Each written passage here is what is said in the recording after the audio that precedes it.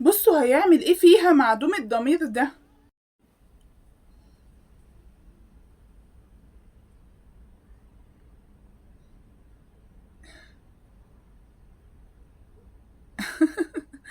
ولا كأنك بتتمشي على حاجة ايه بقى، يعني ضامنة ان هي مش هتقع بيكي.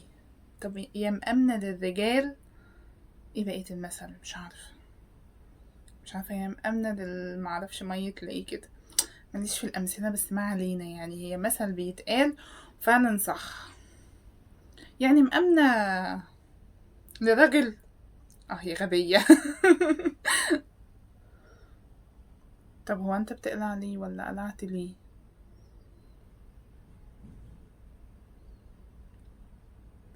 انا قلت ايه، الفيديو كده عجبني من اوله، فقلت بدل ما اتفرج عليه لوحدي اجي اتفرج عليه معاكم، وهو نسلي بعضينا. انا عارفه ان احنا اسره مع بعضينا، فقلت نسلي بعضينا وكده يعني.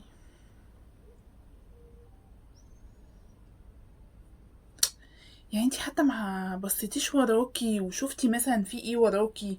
انتي مالك مطمنه قوي كده ليه يا ماما؟ مالك يا حبيبتي؟ ما ينفعش كده.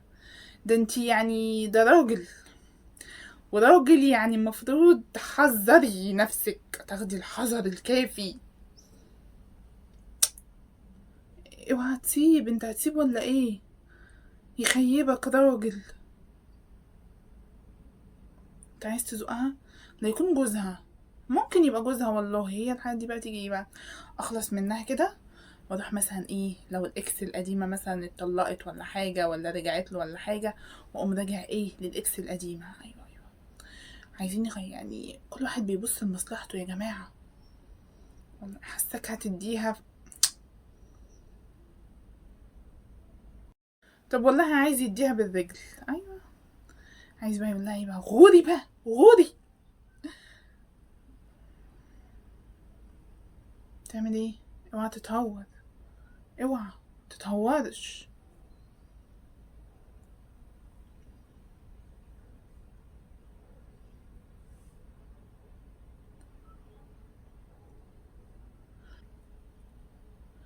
وانتي خلصي يا اختي، انتي عماله تاكلي ايه ولا بتحدفي ايه يعني؟ انتي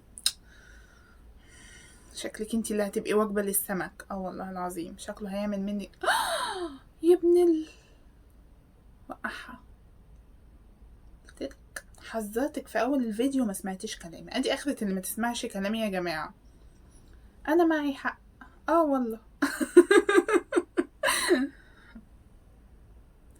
المفروض بقى لو انتي ست ناصحة أصيلة تقومي طلقاله، تقومي جايباه وتقومي حاتفاه زي ما عمل فيكي بالظبط. هو مش أحسن منك، اه والله. العين بالعين والسن بالسن والبادي أظلم. أيوة. انتي غلبانة أوي، لسه بقى تقعد